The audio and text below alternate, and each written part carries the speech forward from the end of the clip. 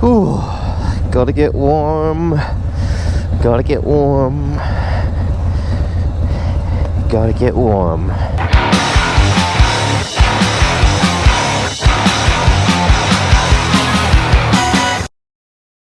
Well, good day guys. It is definitely cooling down in the UK now. A little bit cold today, but we'll get through it. Just have to go and do some stuff for work, and now I've got the rest of the day to enjoy myself, and it's only 9:20, so good times. But yeah, what I wanted to talk to you guys today about is just pretty much random stuff, just whatever I feel like. I'm gonna do a random vlog. The bike's pretty much finished now, and you know, there's not really going to be any sort of build stuff to do for a while. I'm still going to be reviewing bikes when I feel like it and when anything interesting comes along. So yeah, just stay tuned.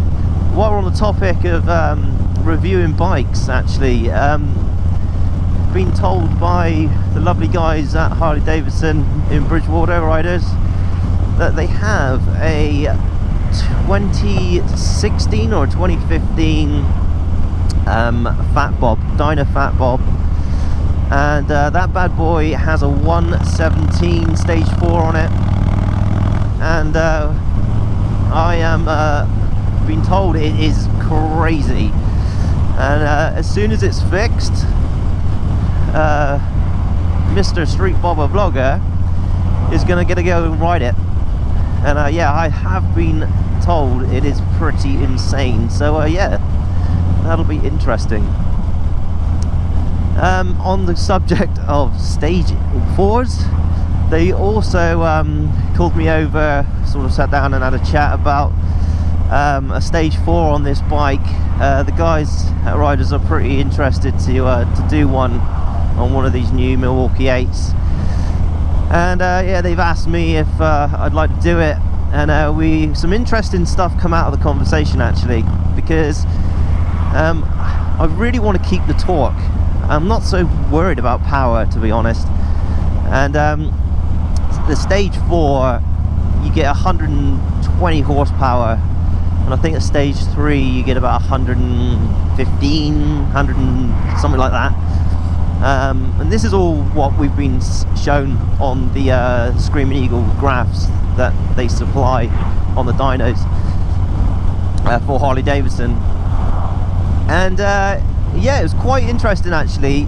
So basically a stage 3 and a stage 4, you keep the same amount of torque until about 5,000 revs, 4.5 to 5,000 revs, and then the stage 4 sort of just keeps going up. Whereas the stage 3, it sort of starts to roll off a little bit then, which in my opinion, I mean, how often do you get past sort of 5,000 revs in real world situations? And to be quite frank, not very often. I mean, you know, and again with the power, it's around sort of 5,000 that it starts to roll off on the stage 3, and the stage 4 just keeps going up a little bit. And so, you know, for that extra sort of bit of money that well, I say an extra bit, it's a hell of a lot more money for a stage 4 than a stage 3. You're only going to see any of that money being put to use when you hit past 5,000 revs, which in my opinion is almost pointless. And the guys at Harley kind of agreed. And funnily enough, actually with the torque, the stage 4 at around sort of 3,000 revs actually drops. So the curve goes up and then it drops and then it goes back up again. So very, very strange. Whereas the stage 3 is a nice even torque sort of curve all the way up to 5,000, where it starts to curve off and then drop down. So if I'm honest, I think I'd prefer a stage 3. It's going to cost me way less money, and I'm going to get more out of the bike really. The way I ride and all that, I don't know if a stage 4 is actually worth it. Looking at those numbers and figures, I mean, it doesn't, to me really a stage 4 is just it's another like milestone or something like that. You know, it's like I got a notch on my belt. Yeah, I got stage 4, baby. But if I have a stage 3 on this bike and another bike has a stage 4, and we were, you know, cruising around together, racing on the highway or around bendy roads, this bike is going to keep up all the time. And it's only until you get right up into those high revs that you see any of that power, which is quite hard to get up to 5,000 revs with these bikes, because it's just so much power straight away. You're already up to sort of 60 or 100 mile an hour before you've even hit 5,000. So to me, it doesn't really make any sense to go stage 4. I mean, if you've got the money and you want to do it, I've got no problem with a stage 4. But for me personally, I just think a stage 3 makes more sense. And you know, I'm considering spending like 3 grand on wheels. Do I want to spend 3 grand on wheels, or do I want to spend less money and just get stage 3? I'll leave that one up to you guys, because I'm the sort of, I don't know really what I want to do. Do I put extra performance onto this engine, or do I make the bike look a little bit more pretty for more money? You know, I'm slowly swaying towards the stage 3 rather than wheels, but we will see. I'd like to know your thoughts on it, guys. If you've got any questions or anything like that, then yeah, you know, let me know. But yeah, it was a very interesting conversation we had at Harley. It was an eye-opener, shall we say, because I would have suspected or thought that stage 4 would have had the extra torque all the way up, but it doesn't. So another thing I've been thinking about as well, and I spoke to Joe again from Riders. He's the sales guy there, where I do.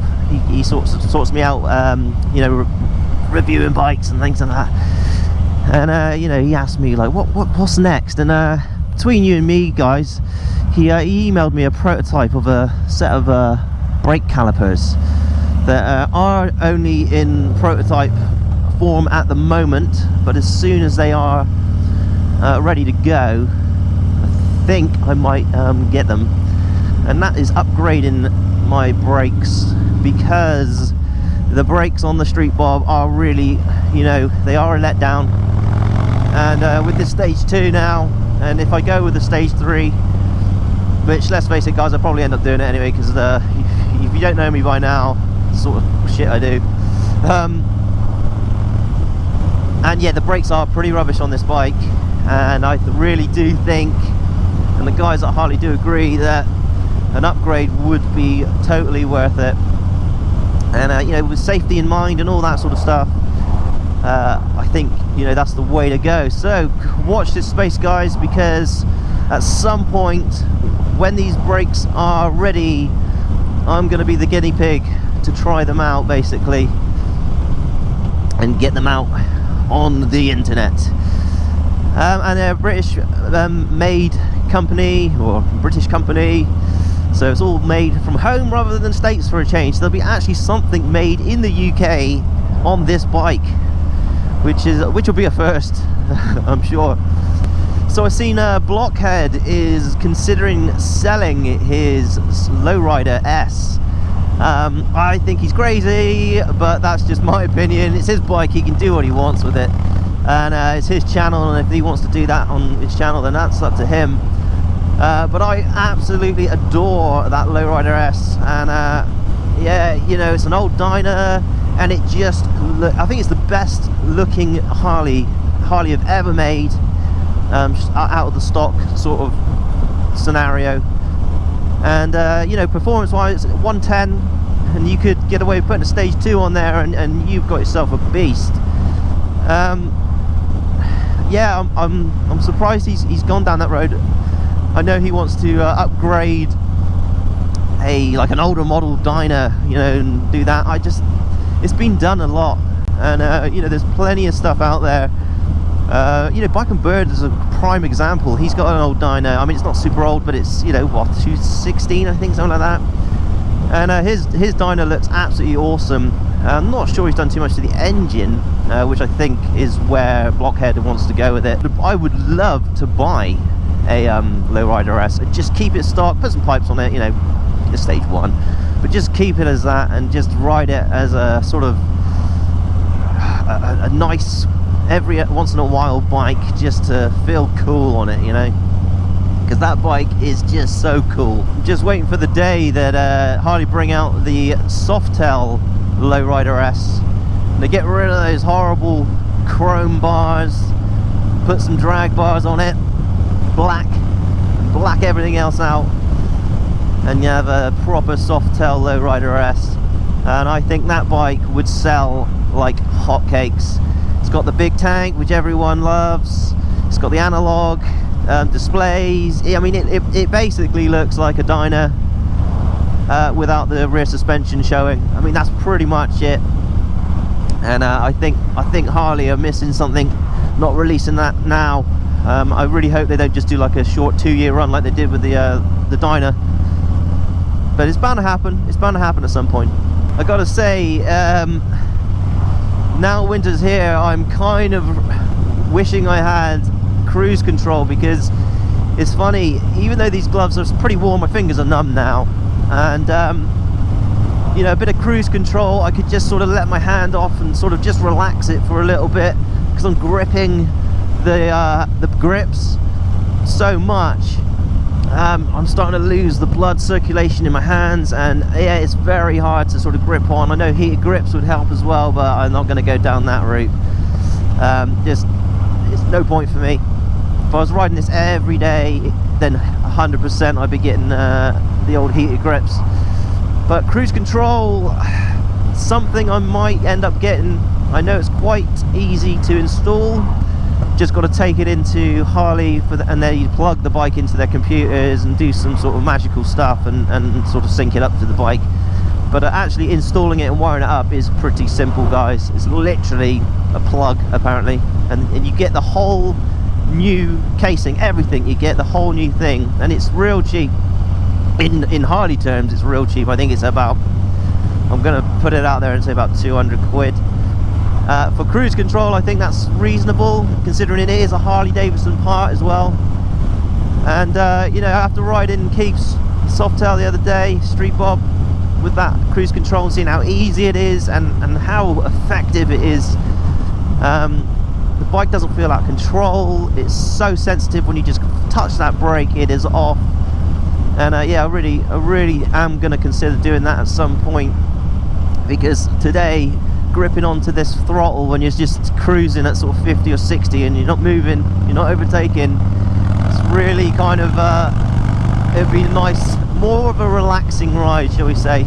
So guys, lastly, before I go, I am getting close to 1,000 subscribers, and I'm going to do something a little special for that.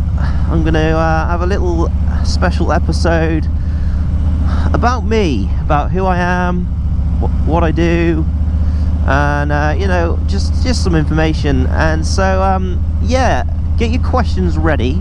That video will come out shortly, but yeah, have a little think about some questions you want to ask me, and I will do a video asking you what you want to ask me, and then we will go from there, and I will do a question and answer type affair. And yeah, so keep subscribing, guys. If you're new to the channel, go and subscribe, because when I hit 1,000 subscribers, I am going to do another prize giveaway, and it's going to be a fair few things to I'm going to get rid of, and just to sort of wet the whistle and tickle your fancy. If you can remember, or if you are new to the channel, you won't know this, but I did have custom dynamic LEDs on my bike. I used them for about 2 days, so they are basically brand spanking new, and there is no packaging for them, no instructions, but you didn't really get any instructions anyway with it. But I will make sure that they are all lovely wrapped up and safe. But they do work, and they are basically brand new, and as I don't need them anymore, I'm going to be giving them away as part of the prize giveaway. So guys, if you're new to the channel, please hit that subscribe button and give me a like. And as I've been saying, there's a bell button that needs to be pressed if you want to be in with a chance of winning some cool stuff. So guys, I'm going to leave it there. Thanks for watching. Street Bob Vlogger. Woo!